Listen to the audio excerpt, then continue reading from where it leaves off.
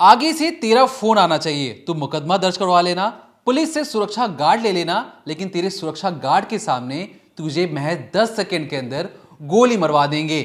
और ये रही वो पिस्टल। इसी पिस्टल के जरिए गैंगस्टर रोहित गुदारा, जो लॉरेंस का फेवरेट है, वो धमकी दे रहा है बिजनेसमैन को। लेकिन डिकोडिंग क्राइम में रोहित गुदारा के ऊपर बात करेंगे कैसे उसने सफाई देते हुए सारे बिजनेसमैन से माफी मांगी है।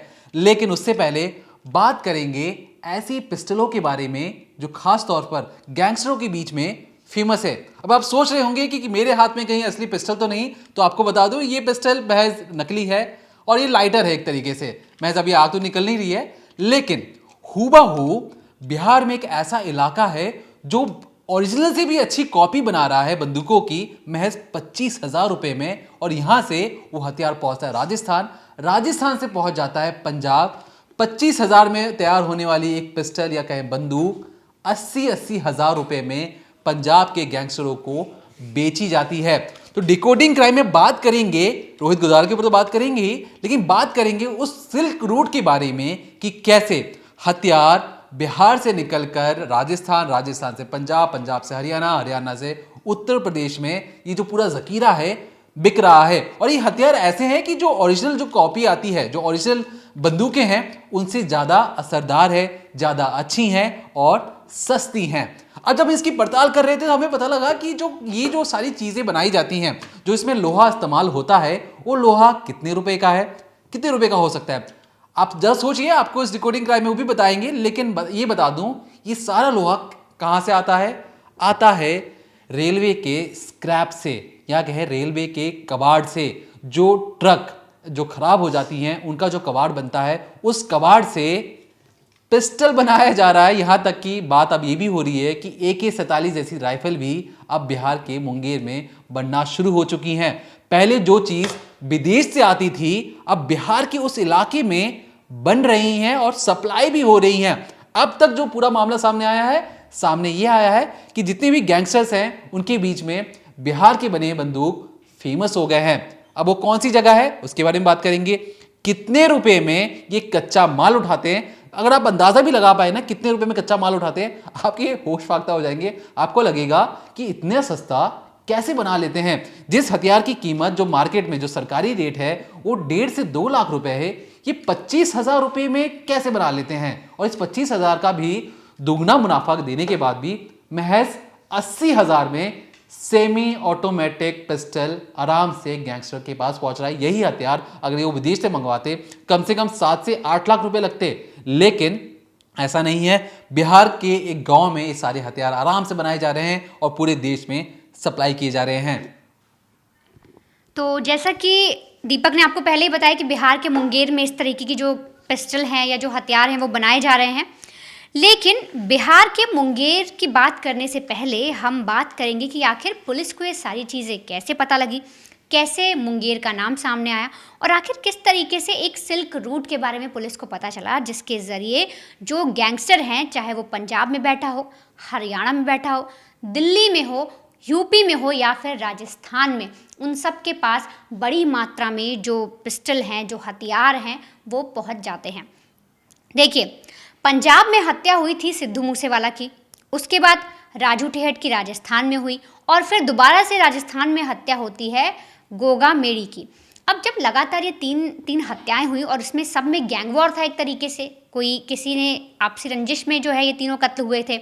अब जब पुलिस इनमें शूटर्स को पकड़ती है, जो गुर्गे हैं जो गैंगस्टर्स के, उनको पकड़ती है, तो उनसे खबरें निकलवाई जाती हैं, उनसे पूछताछ की जाती है। तब उसी के आधार पर पुलिस सारे जो एक टर्म होती है या जो कहे ना एक सिरा पकड़ती है, फिर उसको दूसरे से जोड़ती है, तीसरे से जोड़ती है, उन सबको मैच करके पुलिस को पूरी कहानी समझ में आती है कि किस तरीके से बिहार से एक हथियार आता है, वो राजस्थान पहुंच जाता है, बड़ी आसानी से यूपी पहुंच जाता है, दिल्ली तक आ जाता है। इन सारे राज्यों में पूरे अच्छी तरीके से जो हथियार हैं वो सप्लाई किए जा रहे हैं और इससे बना दिया गया है सिल्क रूट। जैसे पहले जो गैंगस्टर थे या जब इन लोग का एक तरीके से जब ये लोग बढ़ रहे थे, बाहर निकल रहे थे, छात्र राजनीति में थे, तब एक रूट बनाया गया था जो नशे की खेप के लिए इस्तेमाल किया जाता था। उसके ज़रिए जैसे पंजाब में आपने मूवीज़ में भी देखा होगा, पंजाब बहुत ज़्यादा नशे से कहते हैं ना कि भाई जूझ रहा है, वहाँ के जो बच्चे हैं उन तक नशा पहुँचाया जा रहा है। तो वो एक रूट बना था जिसके ज़रिए जो बदमाश थे या जो गुंडे वाले लोग थे, वो लोग इस तरीके से एक आपको काम दे दिया जाता था कि हाँ देखो इतना ड्रग्स है, ये है, तुम्हें वहाँ पर सप्लाई करना है, और बड़े ही चोरी छुपे ये लोग ये काम कर देते थे। और अब उसी रूट के ज़रिए जो पहले नशे की खेप के लिए यूज़ होता था, अब उसी रूट के ज़रिए बड़ी ही आसानी से हथियार वहाँ तक पहुँचाए जा रहे हैं। गैंगस्टर्स ने जो पकड़े गए हैं, जो गैंगस्टर्स के गुर्गे हैं, जो शूटर्स हैं, जिन्होंने मर्डर किए, राजू ठेहट, सिद्धू मूसेवाला या फिर गोगा मेडी का, उन्होंने ये सारी चीज़ें पुलिस को बताई हैं और बताया है कि जो जोधपुर है राजस्थान का, वो मेन अड्डा है। सारे जो हथियार हैं जब वो बिहार से निकलते हैं तो वहाँ पर एक तरीके से बड़ी मात्रा में पहुँचाए जाते हैं, और वहाँ से जो गैंगस्टर्स हैं उन्हें आगे किसको कितना देना है ये लोग आपस में डील करते हैं। अब देखिए, हथियार बनाने के लिए जो बिहार का मुंगेर है वो इतना फेमस अचानक से क्यों हुआ? क्योंकि देखिए, यूपी में भी बनते थे, बिहार के कई और इलाकों में भी बनते थे, लेकिन अक्सर क्या होता था कि जब वो लोग ट्राई करके असली हथियार को देखकर समझकर बनाते थे तो कई बार पाइप फट जाता था और इतना ज़्यादा सक्सेसफुल नहीं हो पाया। लेकिन जो मुंगेर के कारीगर हैं वो इतने स्किल्ड हैं, उन्हें इतनी अच्छी कला आती है इस मामले में, और उन्होंने एक कहते हैं ना कि जैसे मैंने ओरिजिनल पेन लिया, मैंने इसको देखा, इसको परखा, इसको समझा, फिर मैंने इसकी सेम उसी जैसी कॉपी बना दी। अगर यही पेन मैंने दीपक को दिया तो इससे कुछ कमियां रह गई सेम बनाने में, तो सेम ऐसा ही हुआ। बिहार के मुंगेर में जो लोग काम कर रहे थे उन्होंने सेम कॉपी बना दी उस बंदूक की या उस पिस्टल की या उस तमंचे की या कट्टे की, जो भी उन्हें प्रोवाइड किया गया गैंगस्टर्स के द्वारा कि देखिए ये एक हथियार है, ओरिजिनल कॉपी है, 1.5 लाख का है, इतने लाख का है, इसका आप बना दीजिए, हमें सस्ता वर्जन चाहिए लेकिन काम बिल्कुल सही करना चाहिए। अब वहाँ पर जो कारीगर थे उन्होंने उस पर हाथ आजमाया, सबसे पहले उसे परखा, उसका काम करने की टेक्निक समझी और फिर सेम वैसा ही सस्ता हथियार बना दिया। गैंगस्टर्स बड़े खुश हो गए। और सस्ता कैसे बनाया? बिहार के मुंगेर में एक जगह है जमालपुर, वहाँ पर एक रेलवे स्टेशन है, तो ज़्यादातर वहाँ पर रेलवे का कारखाना है, तो वहाँ पर बहुत सारा जो लोहा लंगड़ है या जो पुराना कहते हैं ना इंजन हो गया रेल का, या उसका कोई पुराना डिब्बा हो गया टूटा फूटा, इस टाइप का रखा रहता है। अब ये लोग क्या करते थे, जो कारीगर थे वहाँ से पूरी मात्रा में उसको निकाल लेते थे, मतलब कुछ जो कहते हैं ना कबाड़ टाइप का, उसको ले लेते थे। अब उसमें से ये लोग क्या करते थे, जो पाइप वगैरह होते हैं लोहे के साफ़ सुथरे जो इन्हें लगते थे ना, टूटे फूटे नहीं, पूरा पूरा इस तरीके का, अगर मान लो नीचे पाइप लगा हुआ है वैसा ये लोग निकालते थे, उसको प्रॉपर शेप देते थे, उस लोहे को पहले सही करते थे, फिर उसके ज़रिए हथियार बनाते थे। एक तौर पर आप कह सकते हैं कि स्क्रैप माल, ये लोग स्क्रैप माल या रॉ मटेरियल उठाते थे, वो भी टूटा फूटा रहता था, कोई सही नहीं रहता था। ट्रक के जो लोहे लंगड़ होते हैं, आपके रेलवे का हो गया, इन सबको ये लोग उठा लेते थे, इसको पहले सुधार करते थे, लोहे की पहले शक्ति देखते थे कि वो कितना काम कर सकता है, कितना अभी वो ठीक है कि जंग लगने वाला है, हर एक चीज़ पहले जांच पड़ताल कर लेते थे। उसके बाद ये लोग उससे हथियार बनाते थे और लगातार ऐसे हथियार बनाते हैं कि अब बिहार का जो मुंगेर है वो टॉप पर आ गया है और गैंगस्टर्स भी इसको बहुत पसंद कर रहे हैं। और इसका जो दूसरा रीज़न मैंने आपको दिया कि और भी जगह बनते थे, बिहार में सिर्फ मुंगेर नहीं है, और भी जगह बनते थे, यूपी में भी ऐसे बहुत सी जगह हैं जहाँ हथियार बनाए जाते हैं, लेकिन उनमें बहुत सारी कमियां रह गई। और सबसे बड़ी कमी ये कि जब गैंगस्टर्स उसे यूज़ कर रहे होते, उसे जब इस्तेमाल करते थे, तब वो उनके हाथ में ही फट जाता और वो इतना सक्सेसफुल नहीं हुआ, जिसकी वजह से बिहार का मुंगेर बाजी मार ले गया और वो हथियार बनाने लगा। अब जब हथियार बनते चले गए, यहाँ के कारीगर ने बनाए, तो बड़े सस्ते दाम पर जो वहाँ के लोकल गैंगस्टर्स हैं वो उन्होंने उसे खरीदा। मान लीजिए 20,000 में खरीद लिया, 16,000 में खरीद लिया, ऐसे करके वो लोग खरीदते गए। इसके बाद बड़ी मात्रा में यही जो हथियार है, जो बड़े बड़े गैंगस्टर्स हैं जिन्हें नीड है, जैसे कि आप रोहित गुदारा ले लीजिए, राजू ठेहट का जब शूट आउट करवाया गया तो उसमें कितने सारे हथियार यूज़ हुए थे, साथ ही साथ कितने सारे शूटर्स थे, उनको जो हथियार सप्लाई किए गए, तो इसके ज़रिए मुंगेर से सारे हथियार उठते हैं और फिर बड़े गैंगस्टर्स तक जाते हैं। और इसके लिए बाकायदा एक रूट बनाया गया है, एक सिल्क रूट जिसे बोला जाता है। सिल्क रूट को अगर आप आसानी से समझेंगे तो अड्डा कह लीजिए, और वो पूरा अड्डा बन चुका है जोधपुर, जहाँ पर ये सारे हथियार एक बड़ी मात्रा में जाकर, यानी कि हथियारों का ज़खीरा बोल लीजिए, वो जाकर इकट्ठा होता है और वहाँ से बाकी गैंगस्टर्स में डिस्ट्रीब्यूट कर दिया जाता है। अब किस किस तरीके के हथियार बन रहे हैं, कैसे कैसे बन रहे हैं, क्या रेट है और कितनी टेक्निक और क्या टेक्निक यूज़ होती है इस पूरे खेल में या इस पूरी वारदात में, जिस तरीके से जो गैंगस्टर्स हैं वो हथियार बनाने की जो टेक्निक यूज़ करवा रहे हैं, आखिर वो क्या है। देखिए, जिस तरीके से वर्णिता ने बताया कि आपको जो स्क्रैप का जो माल है और सिल्क रूट के बारे में, मैं आपको छोटी सी अपडेट और इसमें बता दूं। महज जो 80 से 100 रुपए किलो ये जो कबाड़ इनको आसानी से मिल जाता था। और ये ऐसा नहीं कि 100 रुपए दिए तो 1 किलो ले लिया, 1 किलो लोहे में कुछ होना भी नहीं है। ये कम से कम बड़ी भारी मात्रा में लोहा खरीदते थे, सरकारी लोहा होता था, उसमें जो ट्रकों का लोहा होता था, और ट्रक की जो स्टीयरिंग व्हील होती है ना उसमें भी लंबी लंबी पाइप होती है, तो उसका भी इस्तेमाल ये बंदूक बनाने में करते थे। अब ऐसा क्यों? क्योंकि सरकारी लोहा और जो स्टीयरिंग व्हील का जो लोहा रहता है, जो पाइप रहती है, वो बहुत ही ज़्यादा मजबूत होती है और इसी का ये फ़ायदा उठाना चाहते थे, क्योंकि इन्हें वेल्डिंग करने की कोई ज़रूरत नहीं है, पहले से बना बनाया नए पाइप मिल रहा है। अब मैं आपको आगे कुछ बताऊं उससे पहले मैं आपको एक छोटा सा इंसिडेंट बता देता हूं। जो विदेशों में जिस तरीके से जीरो टॉलरेंस कहा जाता है क्राइम को लेकर, एक बात कही जाती है। अब आप सुनते होंगे जीरो टॉलरेंस क्या चीज़ होती है, तो याद होगा कि आपको बहुत साल पहले कोई भी अगर पिक्चर आ जाती है तो उसकी ना नकली कॉपी आ जाती थी सीडी में, मैं 10 रुपये में। तो आपको लगता है कि 10 रुपये में मैंने एक पिक्चर देख ली जो हॉल में लगी हुई थी, हॉल में जाके 250-300 रुपये देने से अच्छा कि मैं 10 रुपये की कोई नकली सीडी लेकर पिक्चर देख लूँ। आपने अनजाने में भूल से ही एक क्राइम कर दिया है। अब आपने ये सोचा कि ये जो 10 रुपये की सीडी है ये कहाँ से आई होगी। आपको बता दूं, जब इसकी पूरी जांच हो रही थी तो पता लगा कि ये सिंगापुर से बनकर भारत में प्रवेश होती थी और भारत में बड़े बड़े कंटेनर के जरिए आती थी। सिंगापुर से नकली सीडी आती थी, फिर भारत के अलग अलग इलाकों में पहुंच जाती थी। अब जब मामला ह्यूमन ट्रैफिकिंग के बारे में आया एक रोज़, तो पता लगाने की कोशिश की कि ये इंसानों को बाहर कैसे लेके जाते हैं। पुलिस तमाम दिमाग लगा चुकी थी लेकिन कोई जवाब नहीं मिल रहा था। फिर किसी पुलिस अफसर ने सोचा कि ये जो सीडी आती हैं ये सीडी कहाँ पे रखकर आती हैं, तो पता लगाया गया। तो पता लगा कि ये जितने भी पोर्ट्स होते हैं, समंदर के जो पोर्ट्स होते हैं, उसमें कंटेनर भर भर के ये सिंगापुर से भारत आते हैं, फिर भारत से अलग अलग इलाकों में जाते हैं। और इसी के ज़रिए पुलिस को पता लगा ह्यूमन ट्रैफिकिंग यानी इंसानों की कारोबार, जो इंसानों की अदला बदली होती है, इंसान के बदले जो पैसे लिए जाते हैं, लड़कियां बच्चे जो भेजे जाते हैं, वो इसी रास्ते भारत से विदेश भेजे जा रहे थे। ये पुराना मामला था। अब जो सिल्क रूट है, सिल्क रूट भी कुछ इसी तरीके से काम करता है। अगर पंजाब में कोई ड्रग्स आ रहा है, भारत में ड्रग्स बनाना इलीगल है, तो अगर पाकिस्तान पंजाब के रास्ते ड्रग्स भेजना चाहता है किसी भी रास्ते, तो कैसे भेजेगा? कौन कौन से नाके हैं, किस पुलिस वाले से कैसी सेटिंग है, ये इसके ज़रिए ड्रग्स बड़े बड़े शहरों नोएडा, दिल्ली, गुरुग्राम, बेंगलुरु, हर जगह आसानी से पहुंच जाता है। बेंगलुरु और राजस्थान, पाकिस्तान के ज़रिए ड्रग्स यहाँ पहुंचता है, फिर वहाँ से अलग अलग रास्तों के ज़रिए पहुंच जाता है। अब ड्रग्स का जो रास्ता था उसी के रास्ते के ज़रिए ये जो हथियार थे भारत के अलग अलग कोनों में पहुँच रहे हैं। अब क्यों मैंने ये चीज़ बताई आपको, सिल्क रूट से कहने का मतलब गैंगस्टरों के लिए या जो सप्लायर्स हैं उनके लिए ये रास्ता मुनासिब क्यों है? क्योंकि इनकी यहाँ हर एक थाने से, हर एक इलाके से, हर एक बैरिकेडिंग वाले से इनकी सेटिंग होती थी। कोई भी कुछ पूछा, अरे माल है, ड्रग्स है, कोई हथियार के बारे में पूछता नहीं।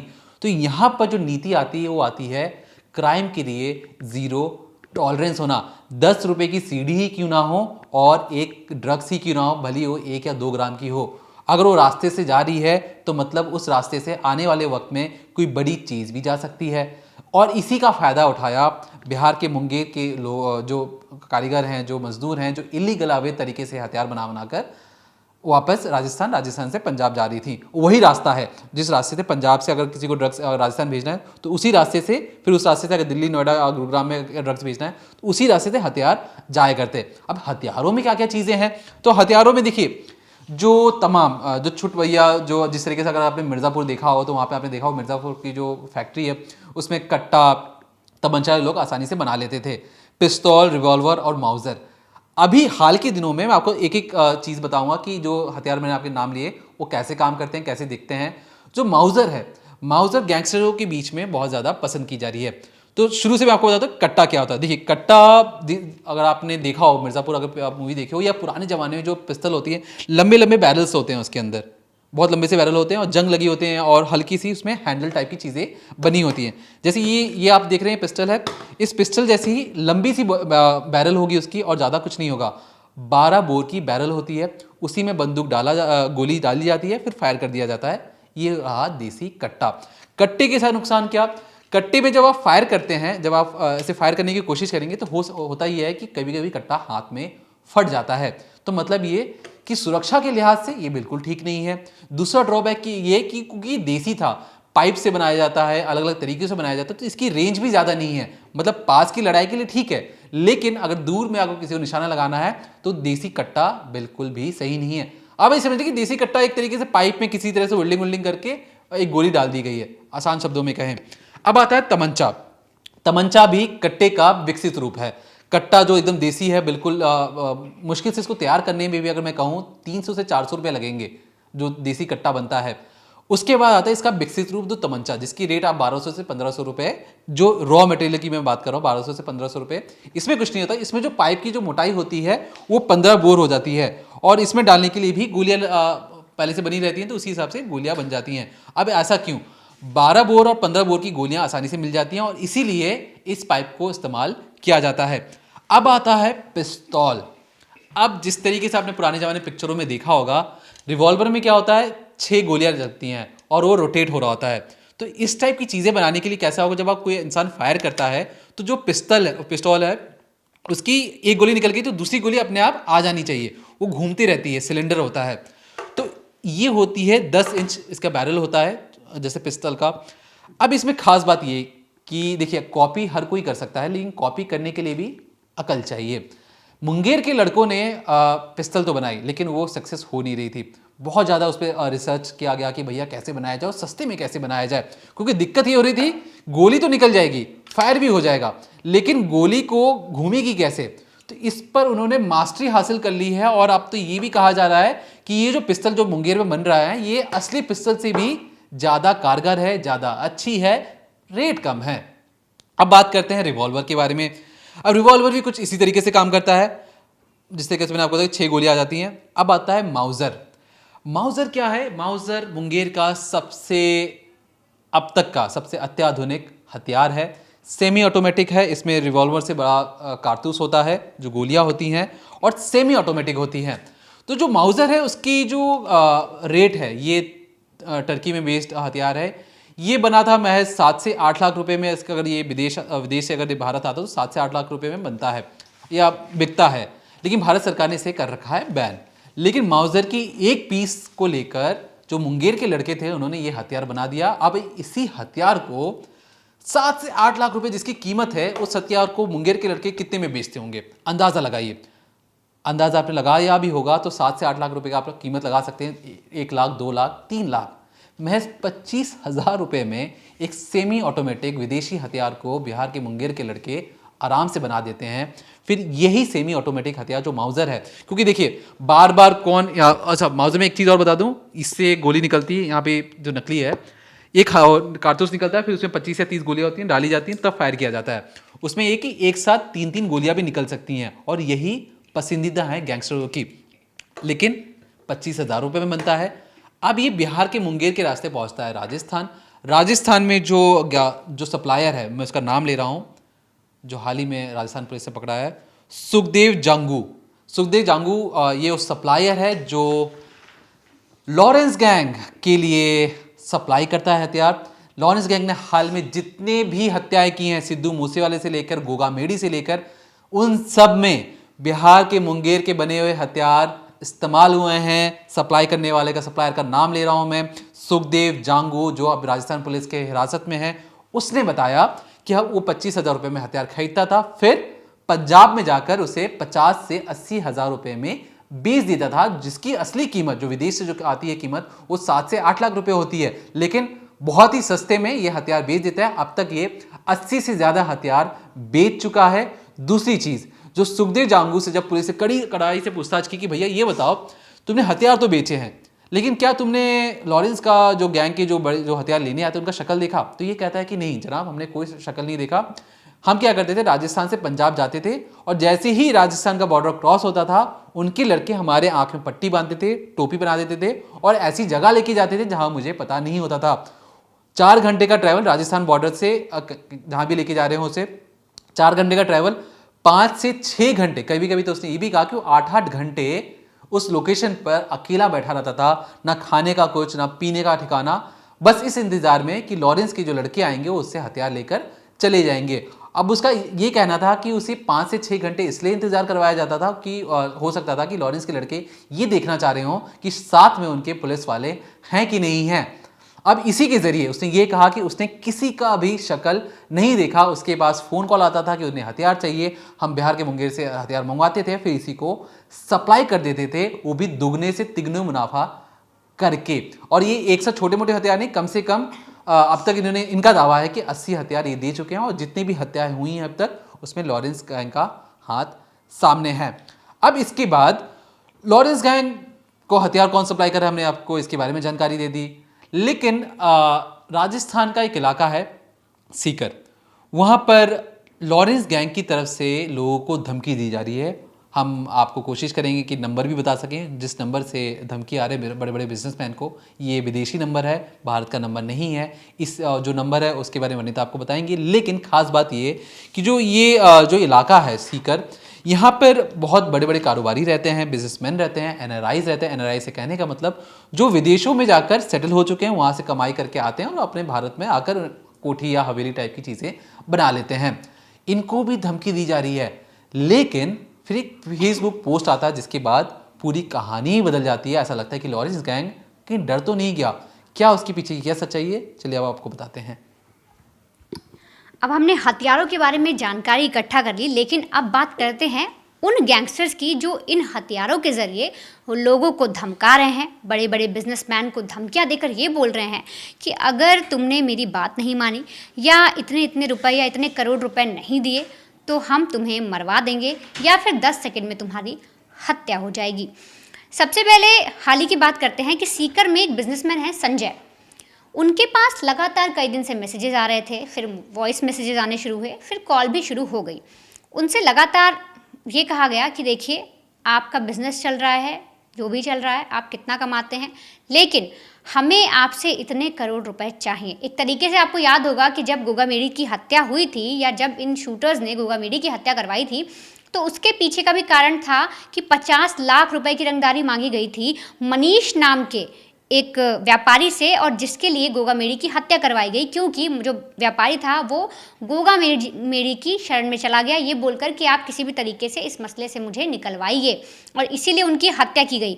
और यहाँ पर भी संजय नाम का जो बिजनेसमैन है उससे रंगदारी मांगी गई। अगर मैं आपको बताऊँ तो पूरे सही तरीके से तो मैं नंबर आपको नहीं बता सकती, लेकिन हालांकि ये जो नंबर अभी आप स्क्रीन पर देख रहे हैं कुछ इसी से मिलता जुलता नंबर जो है वो गैंगस्टर्स का है, और वो इससे कॉल करके, वॉइस मैसेज करके या फिर मैसेज के ज़रिए बिजनेसमैन से रंगदारी मांग रहे हैं। और साथ ही ये भी लिख रहे हैं कि अगर हमारी बताई गई जगह पर या हमने जब तक आपको टाइम दिया तब तक अगर आप हमें इतने इतने रुपए नहीं दे रहे हैं तो सोच लीजिए भाई आपका आखिरी दिन भी हो सकता है।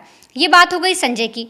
उसके कुछ दिन बाद एक एनआरआई हैं जो जिनके पास भी मैसेज आया, उनको भी बोला गया कि देखिए आप हमें इतने इतने रुपए दीजिए नहीं तो आपकी हत्या हो सकती है। अब एग्जैक्ट क्या लिखा गया उस धमकी में मैं आपको बताती हूँ। उसमें ये लिखा गया कि आगे से अब तेरा चलाकर फ़ोन आना चाहिए। मतलब एक तरीके से जो गैंगस्टर है वो सामने वाले को ये कह रहा है कि मैंने तुझे कई बार कॉल किए, मैंने तुझे कई बार मैसेज किए, क्योंकि इस केस में क्या हुआ कि जो गैंगस्टर है वो पहले इन्हें कॉल करता है, ये फ़ोन नहीं उठाते, मैसेज करता है उसका रिप्लाई नहीं करते, लेकिन मैसेज में देख लेते हैं कि कोई गैंगस्टर हमसे पैसे मांगने की कोशिश कर रहा है। फिर वॉइस मैसेज किया जाता है।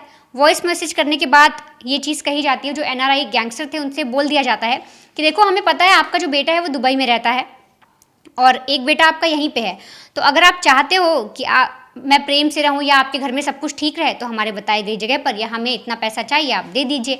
इस तरीके की धमकी दी गई, लेकिन तब भी कोई खास जो एनआरआई थे उन पर असर नहीं हुआ, उन्होंने नहीं इस बारे में सोचा।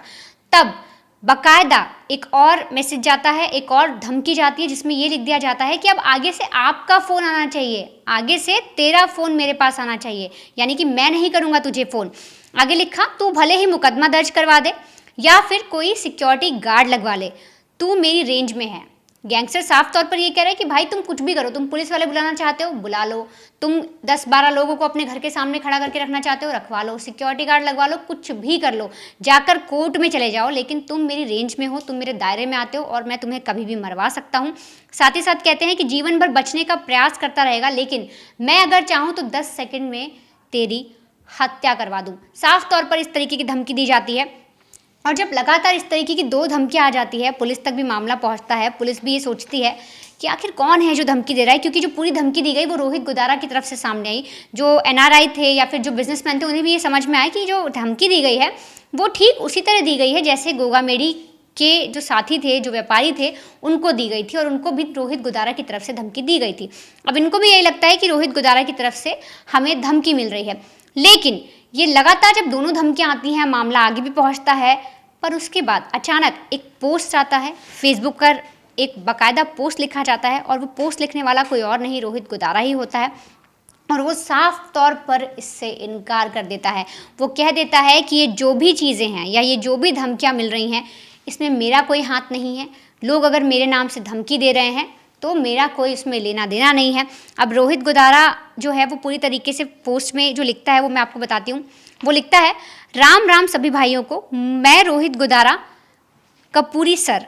आगे लिखता है, सीकर में जो भी मेरे या फिर मेरे ग्रुप के नाम से लोगों को धमकी दी जा रही है या फिर ऐसा कोई कहा जा रहा है कि मेरा कुछ लेना देना है उनसे, तो मैं आपको बता दूं कि मैं इनको जानता तक नहीं हूं। यहाँ हमारे भाई शक्ति सिंह रानोली के दुश्मन हैं। एक नाम लेता है शक्ति सिंह रानोली कि ये उनके दुश्मन है और जो मेरे भाई का दुश्मन वो मेरा दुश्मन। अब आखिर इस पूरे केस में शक्ति सिंह रानोली की कैसे एंट्री हो गई, ये कौन है और क्यों रोहित गोदारा जो लगातार धमकियां दी, उसने 2 पहले धमकियां दी गोगामेडी के केस में, फिर अभी और सीकर में लगातार इस तरीके की चीज़ें चल रही हैं कि बिजनेसमैन को धमकी दी जा रही है, तो अब अचानक से वो मना क्यों कर रहा है? क्या कुछ डर है इन लोग के मन में या फिर सही में कोई और गैंगस्टर ऐसा खड़ा हो गया है जो रोहित गोदारा के नाम पर लगातार बिजनेसमैन को धमकियाँ दे रहा है?